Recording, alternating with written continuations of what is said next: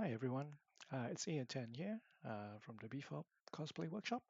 What I'm going to do now is I'm going to select a few photos from all the workshops over the weekend, and I'm just going to run through a quick edit, and then I will share that on the Facebook group for BFOP, and just to give you a taste of how I edit my images.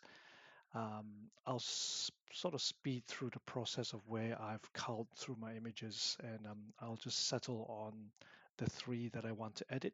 So this is from the Saturday 12:30 p.m. session.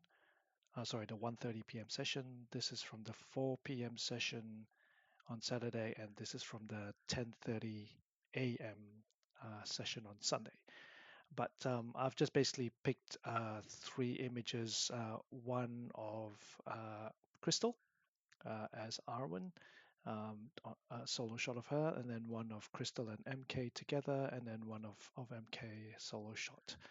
So I'm in Lightrooms, and what I will do is let's start off with developing this image. Now the images are all straight out of camera. If you have a look at the history, I have not started editing them. And as you can see, um, the exposure, I tend to underexpose my shots because I'm always careful not to blow out my highlights, which makes it very irritating if when you try and recover detail and it still stays white. So that's why I do that, and that's why my images tend to look fairly dark straight out of the camera. Um, the the digital sensors on cameras these days are pretty good. You can underexpose, and it will still allow you to recover back a fair amount of detail from the shadows. So just to give you just a quick illustration, that looks pretty dark, but if I overexpose that, I mean, even in the darkest parts, you can still see detail in the hair right there. Um, Obviously, it can vary from camera to camera. I'm shooting with a GFX 100S by Fujifilm. Um, but the main thing for me is that I've got detail in skin, in the dress. I definitely do not want to lose that. I don't mind crushing my blacks a little bit if I need to. That's okay too. All right, so let's start off with editing this image. Um, the first thing that I try to do is just to get the overall image looking um, sort of 60-70% of the way there. So in this case, I will increase the exposure slightly. I don't want to go too bright. Um, Typically, when I try and emulate or give a cinematic feel to my shots, um, I tend to keep it fairly dark. Um, if you're unsure as to what a good starting point is for your edits, because you can really go anywhere. If you want, you can make it look as dark as you want. If I do auto on this and let Lightroom do its thing, um, you can see straight away. Look, it's the histogram sort of tells the story that it's a fairly shadowed scene, and it gives it a lot of contrast. It brings in a lot of vibrance and color into the grass. Now, my personal taste, I don't really like this look, so I'm going to undo that. I'm going to just brighten it slightly. I won't make it too bright. Um, Probably what I will show you is typically if I'm trying to emulate a look, I'll go back to the source. So for example, if we want to go back to scenes from Lord of the Rings with Arwen, I'll open up Safari. In YouTube here, our good old friend, the University of YouTube, I will just play this video that has some scenes where the elves are traveling through a forest that kind of looks similar to where we shot. As you can see, the cinematic edits tend to be very tend towards being less saturated. There is contrast, but depending on where you look, the contrast, for example, between the darkest shadows on the bark and the background is quite severe. but the contrast on the face is actually very gentle. So when people say something looks cinematic, you really have to kind of hone in, because cinematic can mean anything depending on what movie you watch and sort of what decade you grew up in as well. But specifically for Lord of the Rings, there is this really soft glow to the characters, and the colors tend to be quite muted. There's obviously been a lot of thought put in terms of the color grade done by the editors in this show. Um, but that's sort of the vibe in the forest that you could start with. If we look through some other different scenes, there's one of just Arwen's face. Obviously, she looks flawless in terms of skin and complexion because the elves tend to that seems to be a characteristic of the elves. Now, humans are not like that, especially if you do a close up like that. You will see pores, as you will see in some of my shots later. You will see pores, you will see blemishes on the skin. And from a cosplay perspective, that's fine.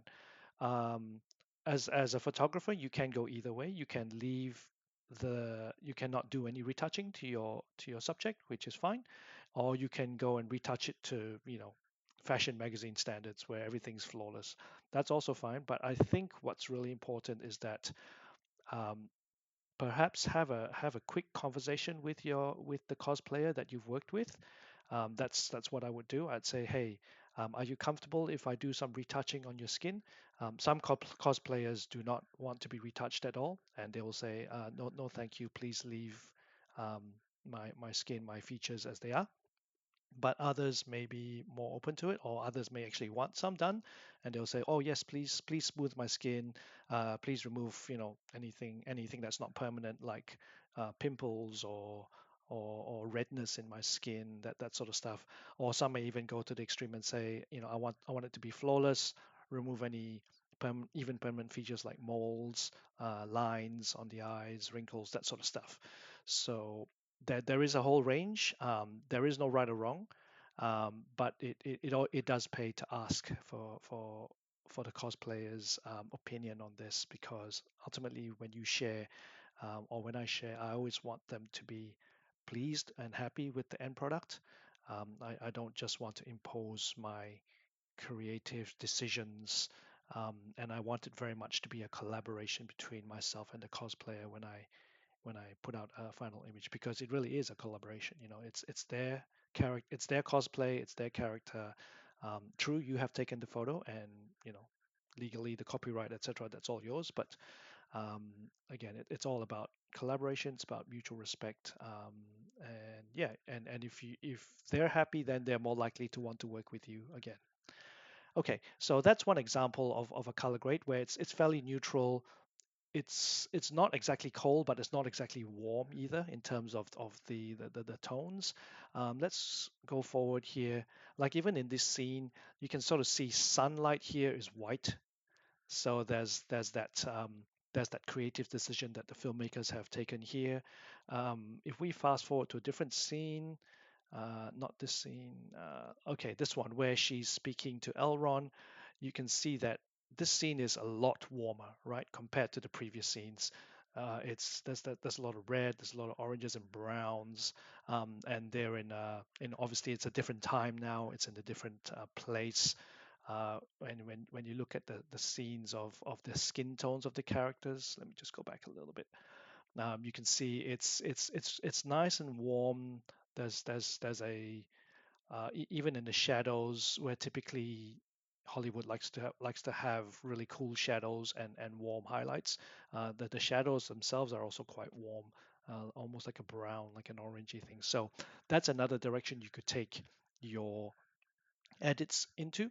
Um, Now, one point I do want to make is that if you edit your shots to look like a frame from a cinema still, um, I see that as being quite different to editing for photography, because when you watch a show, you're sitting there for anywhere from an hour to 2 hours, maybe even 3 hours for this Lord of the Rings extended edition.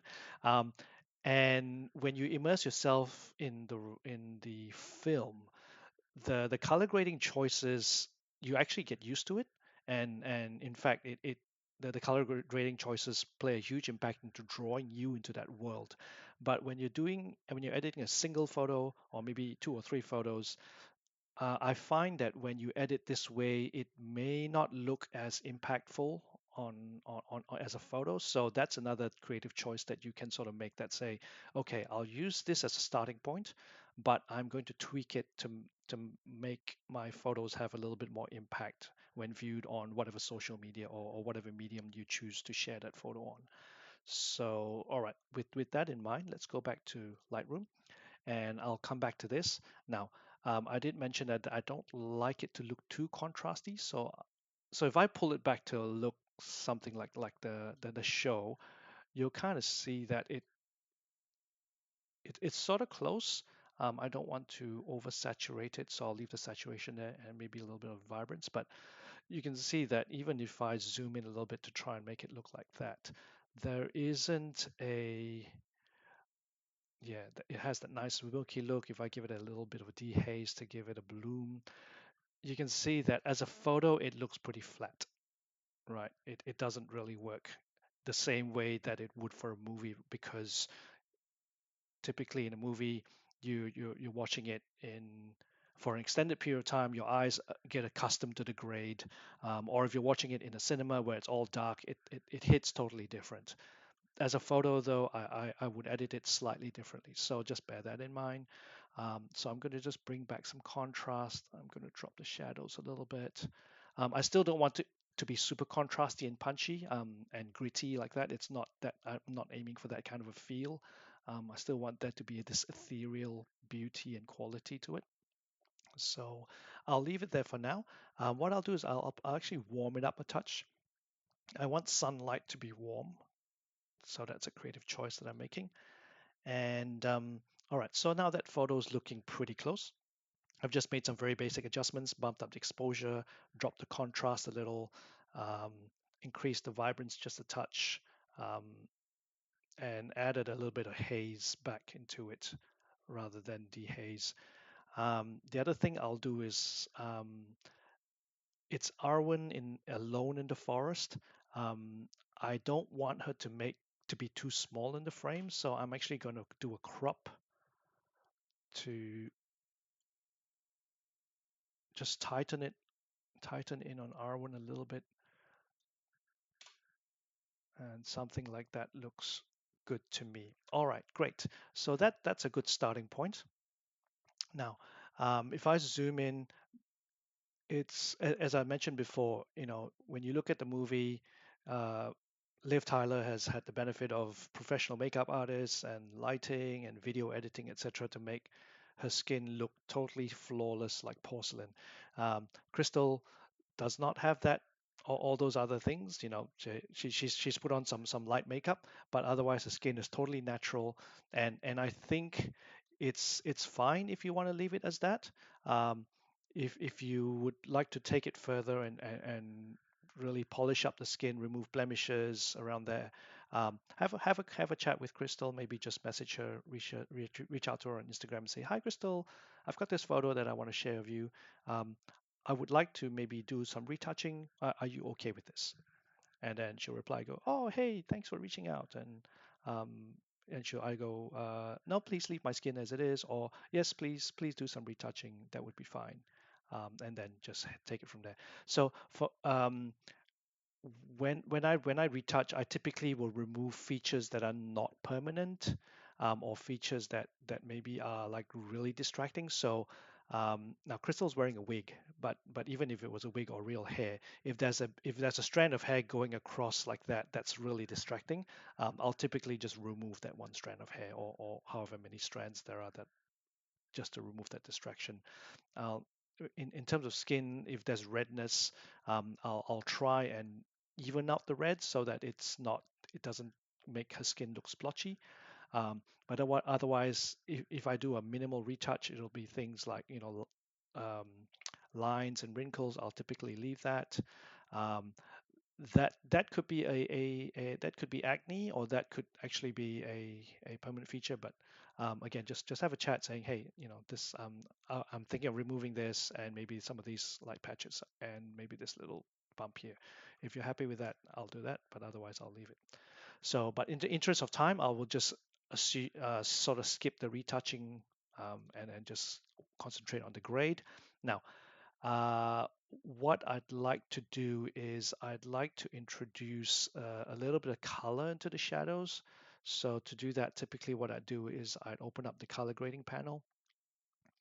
In the color grading panel, there are sections for shadows, for midtones, and for highlights. So for shadows, if you want to introduce, typically it'll either be blue or a little bit of cyan, maybe even pushing it to the green. It's up to you. You can do that. In fact, what I'll do is I'll do it fairly aggressively so you can sort of see the impact. Okay, so that's the impact with a bit of blue in the shadows. Okay, it kind of washes out the image a little bit because um, you do have to then control the balance between how much blue bleeds into the highlights this way. So if I make it bleed all the way into the highlights, that means the blue is not only coloring the shadows, but it's also impacting the highlights. So that's why everything kind of looks blue. But if you push it the other way, where you say, okay, um, I I want the highlights not to be impacted less by the blue, so you can push it out and you can sort of see it becomes warmer and almost back to what it was originally, right? So it's a matter of personal taste. So typically what I'll do is I'll just push it a little bit so it doesn't bleed into the highlights so much, the balance. Okay, now that we've done that, it's in blue. Now let's push that into sort of cyan, and that gives it a little bit of a greenish hue, which I personally find usually sits better with um, with sunlight, or with light sources that are on the warmer side. And it's no secret that blue and sort of yellow orange are what we call complementary colors, right? So they sit on opposite ends of the color wheel. But it doesn't mean that you have to keep it there. So if you want to move it, where we saw earlier in this scene, where the whole scene looks really warm, even the shadows kind of look pretty warm, you can try that, right? So if I move this over to the reds where it becomes warm, and you can sort of see, just ignore, I'm just going to zoom in because just taking the green out of the equation, because that's another separate issue we'll talk about. But you can sort of see the shadows are starting to look warm now, as opposed to very cool, right? So I'm pushing this back to cyan. You can sort of see blue green tinges there, or you can keep it really warm. um, it's not wrong to put it warm. So uh, colors on the opposite are called complementary. Colors that are sort of adjacent, or in the same family, we call analogous colors, I think. Don't quote me on that. But that also works, right? And again, there's no right or wrong. It's just whatever uh, you know creative decisions you want to make and what looks good to you. So if we want to try and edit it to make it look similar to what we saw in the video, yeah, we can run with that. So let's say I want it to be quite red. um, Now, if you increase the saturation, so this little circle here, the further out towards the edge you push it, the more saturated it is, right? So you obviously want to find a balance where it doesn't look so overpowering, but you don't want it so low that it's hardly noticeable, or you may not want it to be that noticeable. So I'll just leave it sort of in the middle here for now. I'll zoom back out. um, so overall, you can sort of see that it's impacted all the shadows. So don't forget, these are all global adjustments, right? It's going to impact everything. If you don't really like that, then you obviously push that back. So I am going to, I'll leave it for now, because I'll make some further changes in the color mixer. So what the next issue I'm trying to solve is that I don't quite like the color of the green on the grass. Obviously, it's been impacted by the color grading choice we made just now with the red. It's also impacted by the temperature of the overall temperature that we've set for the white balance. So if I move this warmer, you can see it almost becomes that sort of warm tone we saw in the movie.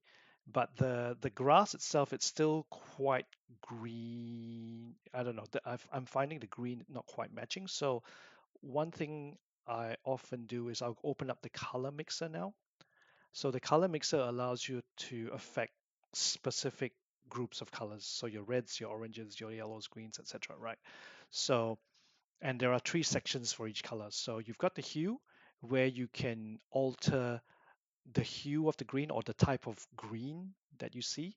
So if you push the green hue slider this way, it tends towards the aqua and the blue, and you can sort of see the greens becoming almost like tealish or cyanish because you're pushing it towards blue, or you can push it the other way towards yellow and orange, and you can sort of see it starts to look really warm now. So that's what I want to do. Okay, so I'm going to start in the middle and I'm going to move it out to the left.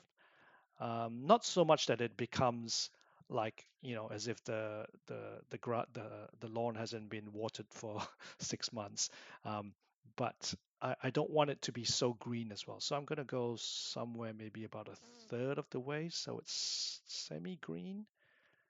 And okay, so that to me now sits a lot better overall with the whole image. If you want, you can sort of refer back to this again. Now, again, the movie tends to be less saturated. Um, their blacks are really black, but everything sort of in between is quite smooth in terms of the gradations from light to shadow. So so if we zoom in, obviously I'm not going to be able to do such a good job as a movie video color grading person, but I'm not trying to, right? I want to put my own little spin on this. So her skin tone's looking really warm now. Everything's looking quite warm. So what I'll do is I can go back and maybe drop the vibrance and drop the saturation a little bit, so it's not so out of control. And there we go. So that looks quite warm. Now, if you want, you can even play with the color mixer. Sorry, not the color mixer, the color grading panel.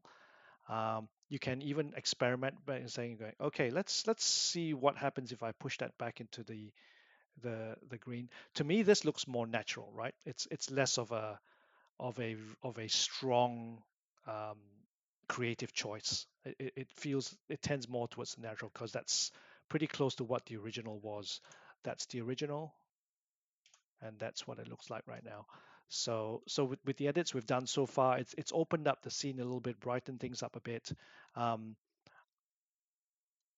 I am actually going to keep it natural rather than opt for the super warm grain. All right, just to keep it there. Um, and then I'm just going to warm it up just a little bit.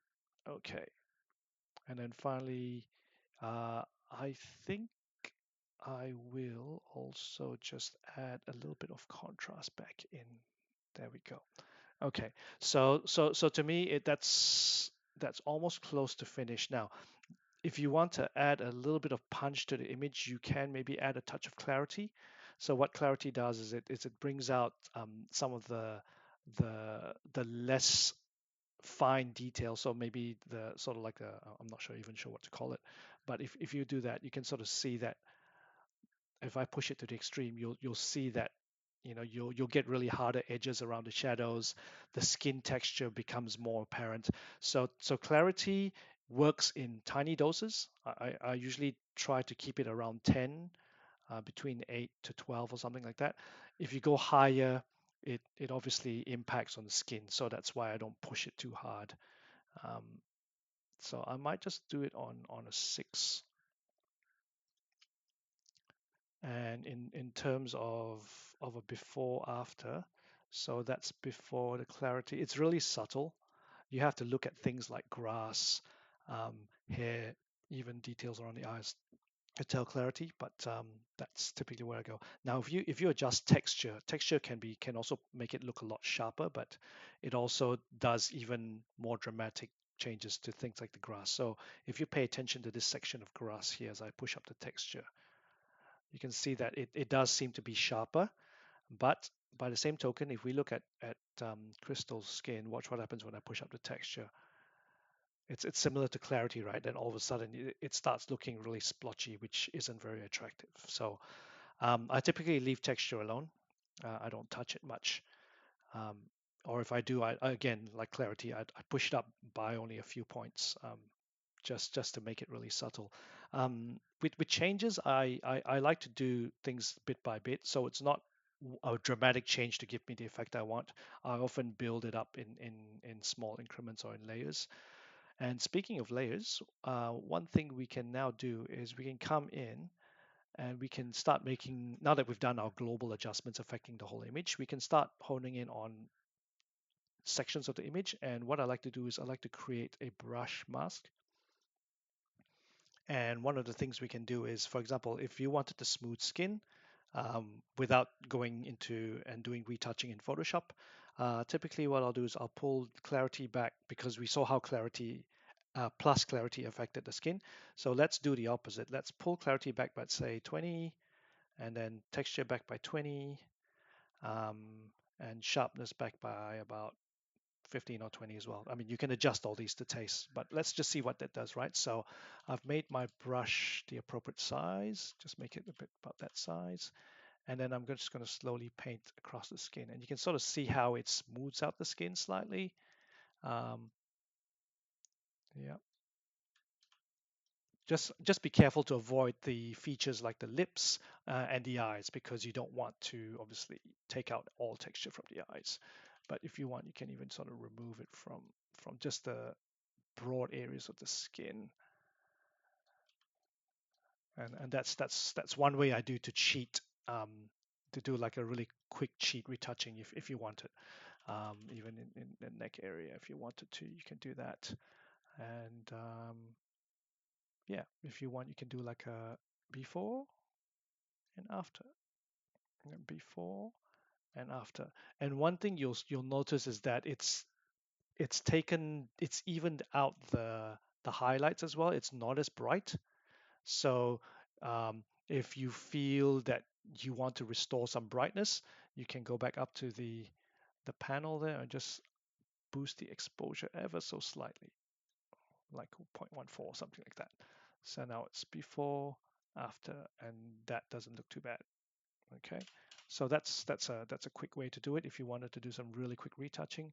But other than that, I think this is almost done. Now, before I conclude this with the last few steps, I will look around and just confirm the what if there are any like distracting elements in the shot. Uh, so I noticed this little branch here, which I don't really like. There is this sort of root here again, which I don't really like. Now, a couple of ways to fix that. One is you can reframe it if you want to exclude those things. But I think if I do that, the image will hit slightly differently. So here's one way. Here's one way, which is quite nice. I don't mind this framing. You've got the subject slightly off center, which is cool, and then there's also a bit of depth in the scene, which is really nice as well. So that could be one option. So let's make that a snapshot. Option one. Okay. The other way, if you wanted to preserve the wideness of the shot that we had before, let's bring it back again because this obviously gives you a wider panorama of the forest. Um, the other thing is you could use the remove tool. You can use AI to remove it if you want, or you can just use the standard functionality that comes. You can try both. Let's see what works. So if I click on this area to remove this thing, okay, so that didn't do a good job because it removed it, but it replaced it with this blurry mess, right? So let's do a delete. And let's see, usually AI does do a good job, but you need to be careful with, sometimes it'll replace it with really weird things. So, but generally it does a pretty good job. So you can do that. You go to remove, and then it goes and does its thing. I think it goes back to the Adobe server, which does its calculation, and then it comes back and does its thing. Okay, so that did a pretty good job to me. And then there's this little area here which you can also, let's just give it a quick remove. Just to get that sorted right there, remove.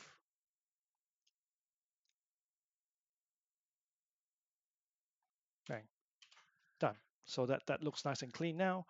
Um, okay, so the image does look a little flat for me for a photo. So if you want to just make one slight adjustment to brighten it, you can.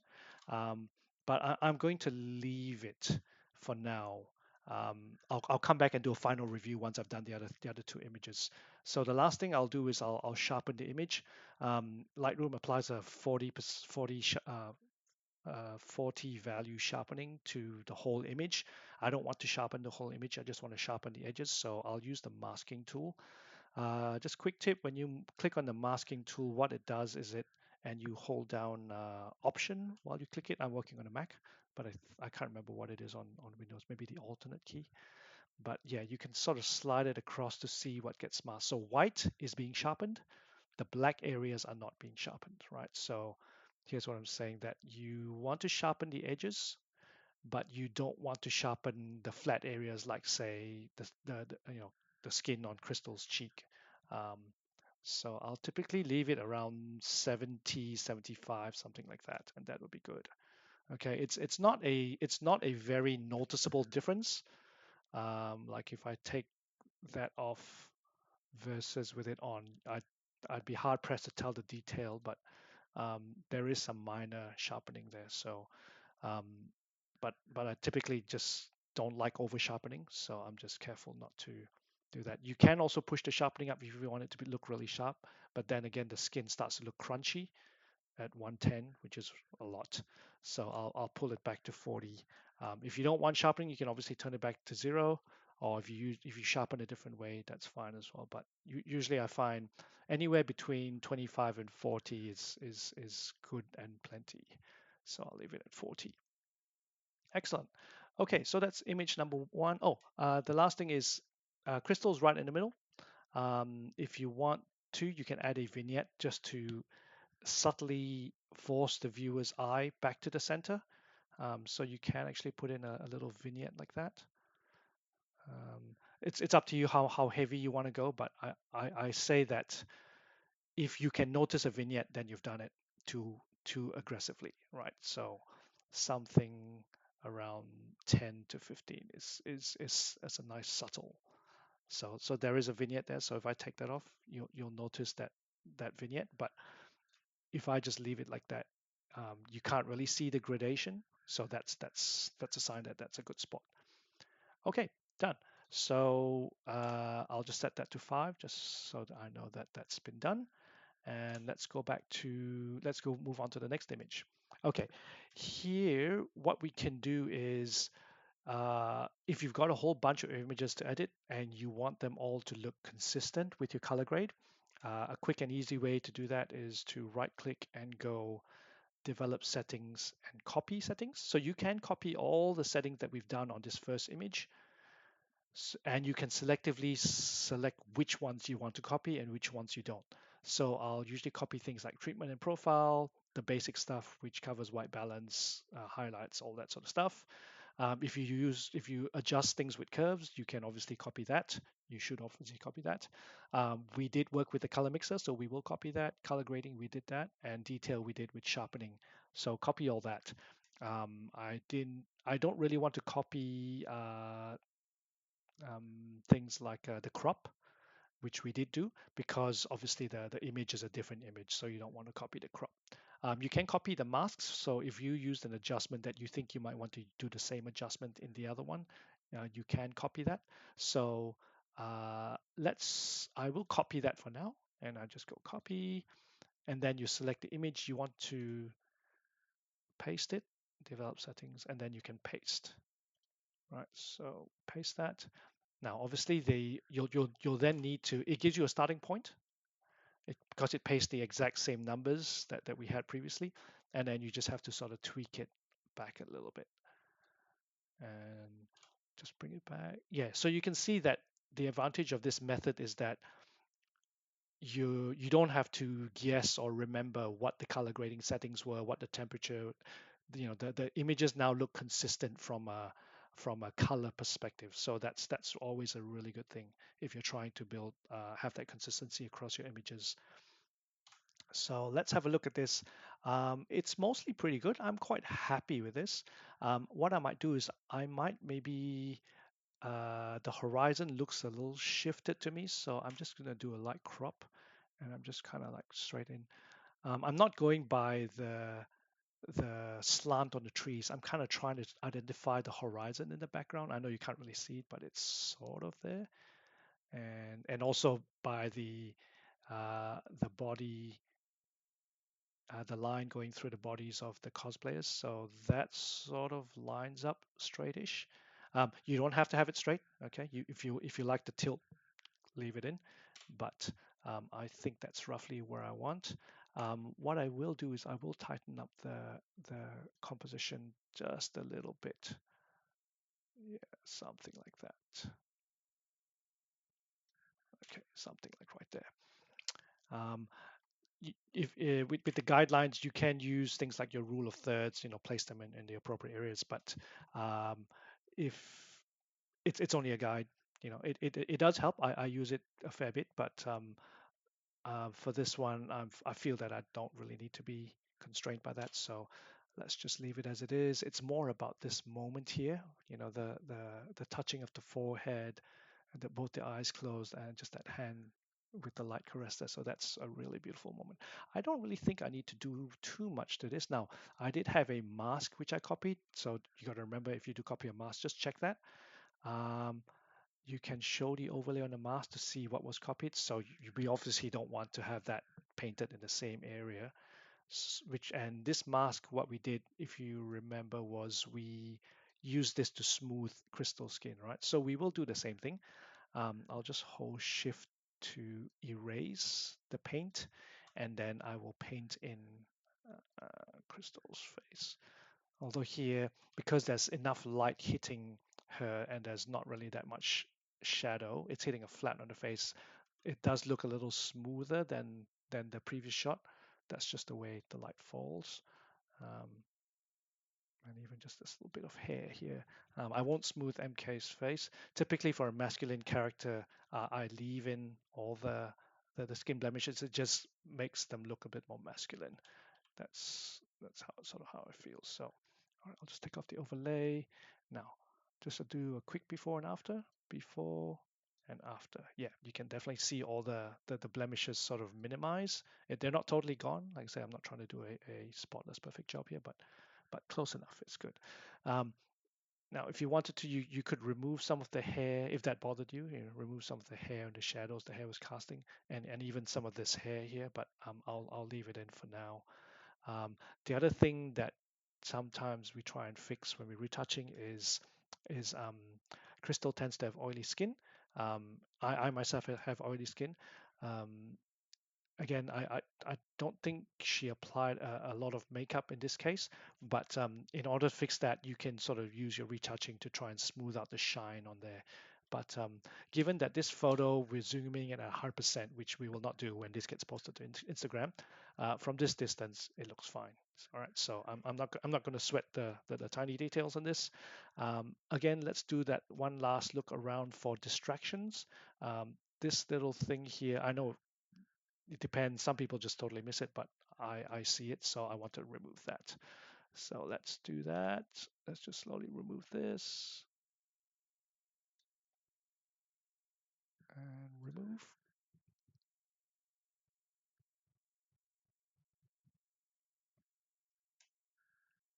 Okay, done. All right, so that's quite nice. Good.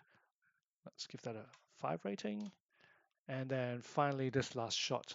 Now, we can copy and paste the same uh, develop settings again if you want. So let's do that and see what that looks like. Okay, so the original photo is quite dark. So what we will need to do is so that's the original photo. It's quite dark. Yeah. So what we'll need to do is we'll need to bring that back down again. something like this. I might even drop the contrast a little bit. And let's just have a quick look. Yeah, that looks pretty consistent now in terms of color and brightness. Go back to develop. All right, let's identify what we want to work on in this picture. Um, First thing is, I think there's a lot of wasted space here and possibly even here, but I'm more concerned about this one. So what I want to do is, if I try and cut this out like that, to me that's a better use of space. There is a little bit of distraction here, but that's fine. The other thing is you can go really close because the key elements for me are the sword, obviously the face, the sword, the light falling on the chest, and this little uh, short sword or dagger that you have here. So you could even go uh, pretty close like that, and it'll still give you that feeling of catching Aragorn through the trees. In fact, I might just come out a little bit that way. Yeah, and notice I've used the rule of thirds just to place Aragorn on that line there. Um, in this case, it does work. Yeah. So you've got some tree trunks in the foreground. You can see tree trunks around there, and then you can see the trees in the back. So this gives this shot some depth, which is really nice. Um, Now the areas here are all pretty messy, but look, I can live with that. I may just remove this little branch here. Sorry, this little leaf here, because that's sort of catching some light. I might remove this little leaf here. And that's fine. This little one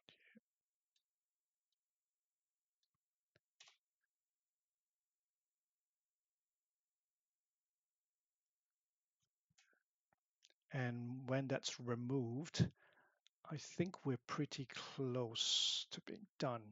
So yep, that's done.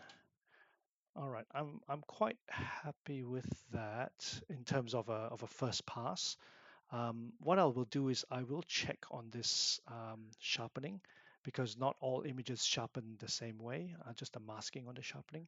So, okay, so it looks like it was pretty okay. Now, the brightness of the white also indicates the intensity of the sharpening. So if we have it back here, it's sharpening at 40, but as you move down, you'll notice that the brightness of the white also decreases a little bit. So that means it's sharpening at a lesser amount than 40, but that's fine. Like I said, I'm not a huge fan of over sharpening. Less is much more preferable to more, so I will leave it at that. Um, and maybe what I'll do is I'll just push this up a bit because I want to give um, a little bit of space to MK just above there, just to let the image breathe a little bit better.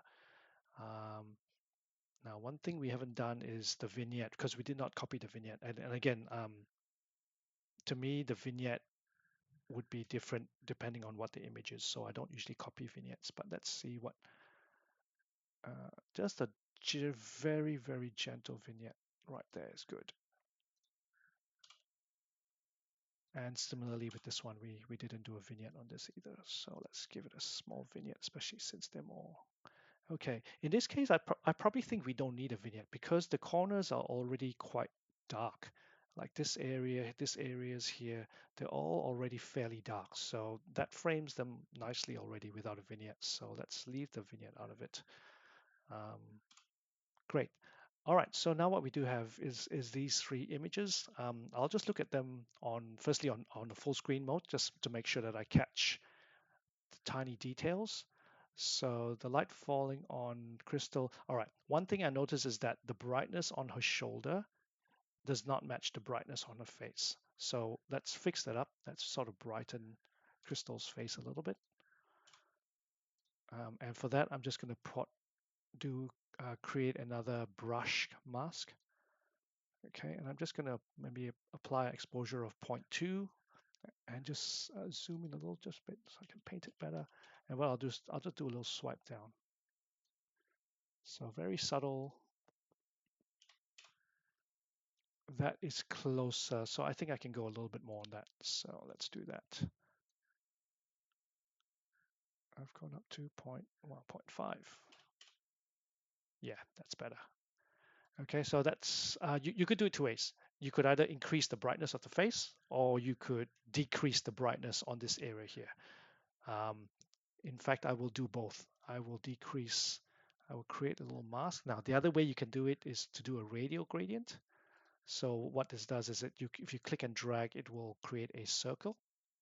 And then once you do that, you can create the size of the inner circle. So at the inner circle, the whatever adjustments you make will be made at full intensity.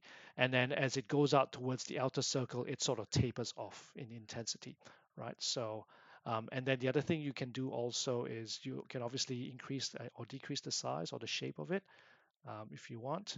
And the other way is, you see how the arrow becomes like a little two-headed arrow.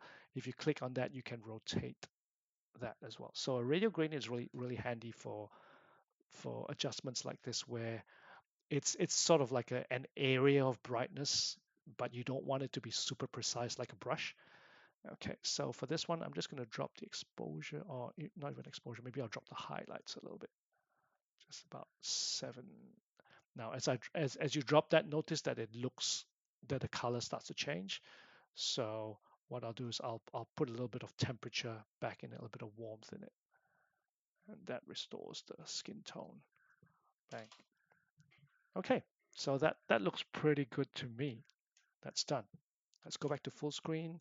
So yes, so now you see there's a nicer balance between the face and the shoulder now. I'm happy with that.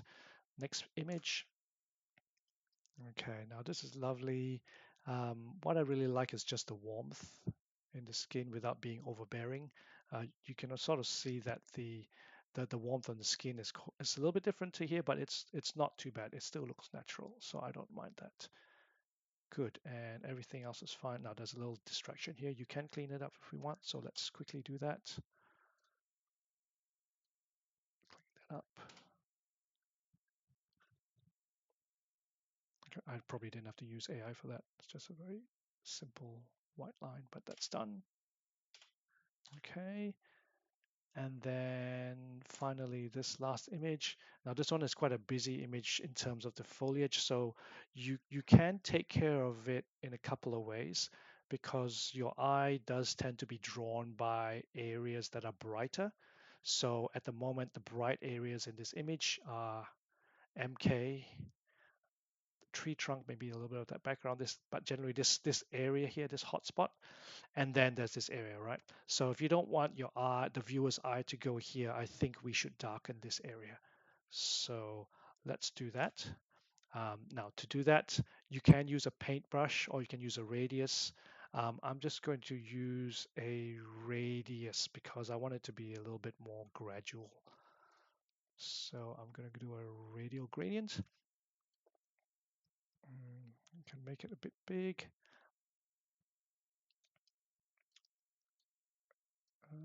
Okay, let's just leave it at that size for now. I'm going to drop the exposure, bring down the highlights.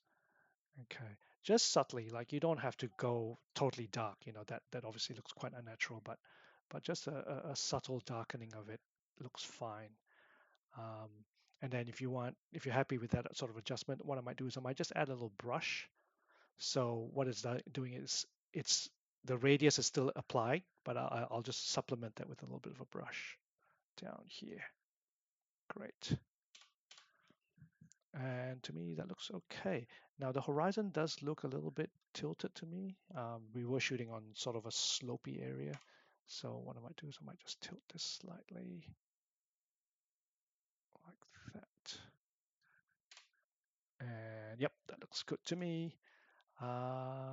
Okay, now the last thing I want to do is, this isn't looking as warm as the other image, I feel. Let me just do a quick compare. So that's number 3. Number 2. Number 2 does look slightly warmer than, and that's number 1. So look, it's really subtle. I think I'm going to leave it. Great. All right, so those are the 3 images. I will cover just briefly the export, but whatever export settings you want to do, that's fine. But normally what I'll do is I will go export. Typically I will use BFOP. I'll use custom settings for the name because I always want it to have a number order. I typically export a JPEG. I don't do 100% JPEG. I'll go like 80 or even down to 50%. It's fine because you really can't tell the quality difference between 100 and 70, especially once it hits Instagram or Facebook like that. They get compressed to oblivion. Color space is always sRGB because that's native for internet. Now, image sizing, uh, I typically do it at 2160, which is sort of roughly 4K resolution, um, but put it to whatever you want, and 300 pixels per inch in terms of the resolution. Um, and output sharpening, you can put sharpen for screen, or some people just leave it off. Personally, I can't really tell the difference, or I can't really see the difference. Um, like I said, once it hits Facebook or Instagram, but you can sharpen the screen, or you can, if you're printing, you can obviously sharpen it for print. And amount can be standard, low or high, so I'll just leave it at standard. And fine, export. And that should be it. So normally when I share these on Instagram, I'll go through this because I know not everyone may be comfortable with Instagram or how all the tagging, etc. works. Oh, where's my third image? Did it not get selected? It should have. One, two. Okay, never mind. Um, if I go to Instagram, where is it?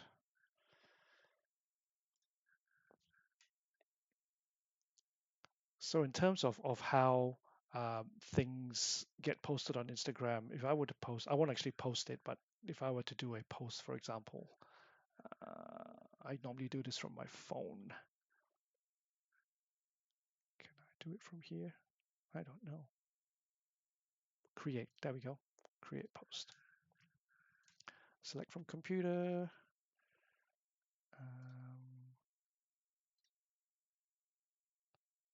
BFOP 2025.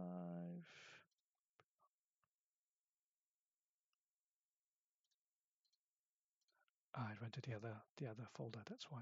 Okay, if I were to choose this photo, for example, um, we can ignore the crop. We can ignore all the filters that they want us to apply and just leave it as it is. Yeah. So this is typically what I do. I'll type in my. Um, I'll make sure I add or I tag people. So you can click photo to tag. So this is Crystal. I will tag account Emerald Cosplay right there. And what that does is that it just tags this photo with her account so that when you post it, she sees it. Otherwise, she has no idea that you've just posted a photo of her. And cosplayers love to be tagged in photos because they love to see your work. And more importantly, I think they love to share your work. So if you've put so much effort into crafting your image, um, I feel that you really want the most number of people to see it and to appreciate it as possible. So tag Emerald. I'll normally tag people like BFOP Australia as well, although I don't know how active they are on Instagram, but you can always um, just add another tag, BFOP Australia. If you're working with if you want to tag a particular brand like Fujifilm or Canon or Nikon or whatever, you can also find out what their accounts are and tag them as well in the same photos. So that's all good. You can add a location, although typically that's optional. I'll normally just put like Bright Victoria or something like that. Now, there's this thing called add collaborators. So typically when you tag someone, the post gets posted as your post, right? It's a post from your own personal account. So if I posted this, it'll just have Guitar Pug in terms of the owner of the post. But if you add a collaborator, like if I added Crystal as a collaborator, will it let me? Might be easier if you do it on the phone. Oh, here we go. Emerald cosplay. Yeah. So if you make Crystal a collaborator, when the post gets posted, you'll see Guitar Pug and Emerald Cosplay. So the two of you will own the post, which I think is really cool too. But not everyone likes to be a collaborator simply because um, the post does go on their profile as opposed to it being a tag. So let me just talk about that quickly. Um, Let me finish this up first. So let's say I've made Emerald Cosplay a collaborator. You can leave everything else. You can also set it to share automatically to Facebook, which I have done for mine, but it's optional if you want to do that for yours. And then once you click share, it will create the post. All right, so that's Instagram in a nutshell. Let's talk about the profile. So I'll just discard that. So if I go to my profile, in this section here, you'll see all the images that I have posted or I've been nominated as a collaborator on the post, right? So this is what I'm saying, that some people are happy to be collaborators like me. I'm happy to collaborate on anything and happy for the image to appear on my feed. But if you do not opt to be a collaborator, that image does not appear on your feed, but it will appear in this other section where anyone who's ever tagged you for something will appear. So that's fine. The reason why some people don't like it to appear on their main feed is sometimes they want photos to appear in a certain order, or they may have planned a certain layout.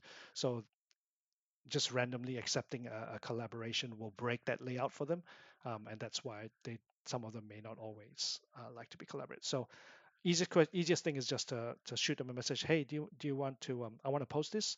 Do you want to be a collab, or do you just want me to tag you? And then they'll let you know. All right. Okay, so that's it from me. Yeah. Also, if you wanted to follow me on Instagram and see my work, that's me, Guitar Pug. But otherwise, thank you so much for attending the cosplay workshops. It really means the world to MK, Crystal, and myself when we hear your positive feedback about our workshops. We love seeing all the photos that you put up. Like last year, we love seeing all the photos that the attendees put up. We haven't seen any yet, but I'm sure that will change soon, hopefully. But yeah, just keep working on your craft. Make sure you post only your best work. I feel that life is too short to post terrible photos, and believe me, I have taken more than my fair share of those. And in my example, I've just culled out the ones that you don't want to see. But this sort of gives you an idea that you know not everything that I take will make it to being posted. I only make sure I post the best because I want people to see my best work, right? So I encourage you to do the same. Be critical of your work. That will encourage you to be uh, more selective. Be more questioning of why are you posting this photo? What does it say to you? How does it move you? And all that. All right, I've rambled on enough. If you have any questions, please feel free to DM me on Instagram or even send me a message on Facebook. I'm happy to answer any questions you may have with editing or with the photos from the workshop or just life in general if you just want to have a chat. All right. Take care, people. I will see you on the BFOP Groupies chat. Bye.